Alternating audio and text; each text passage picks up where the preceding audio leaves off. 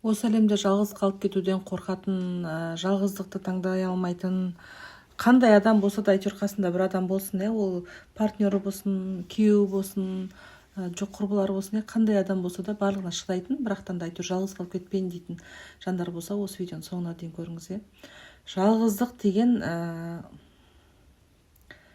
ол негізінде жақсы құбылыс дейміз ба, уақытша келетін нәрсе ғой. Өмір бойы жалғыз қалып кетеді екем, осыны тыңдасам мен өмір бойы жалғыздықта өтеді екем, өлгенімше деп ойлаудың қажеті жоқ.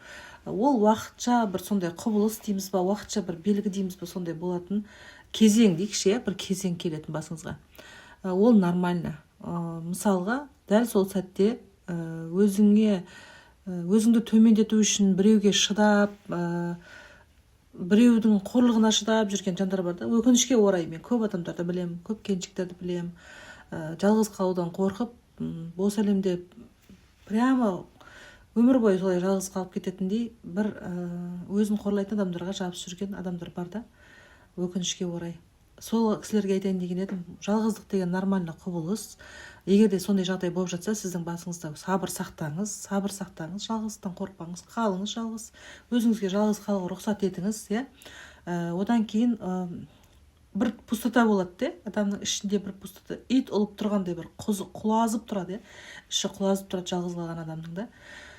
Осы идеальный моментта, осы моментті пайдаланып, өзіңізге не керек екенін ұғыңыз қайтаға. Өзіңізге не керек екенін, сіздің жаныңыз нені қалайтынын, нені дұрыс жасамай жүргеніңізді, нені жасау керексіз жақсы өмір сүру үшін, қандай таңдау жасау керексің, ал қарай қалай жылжу керексің, сенің жылжитын точкаң қандай болып тұр, қайда бару керексің деген сұрақтарға жауап беріңіз одан да.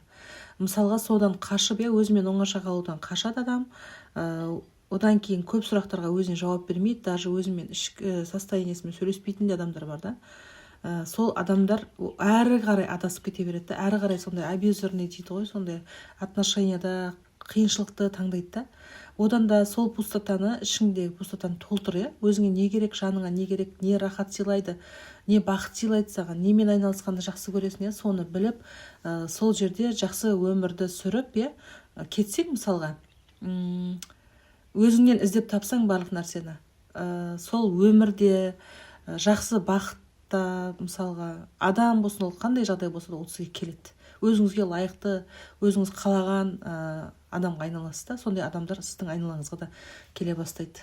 Сол үшін жалғыздық деген кезеңнен өзіңіз өтіңіз. Біреуге жармасып, жабысып өтудің қажеті жоқ. Осылай жасаңыздар, сау болыңыздар.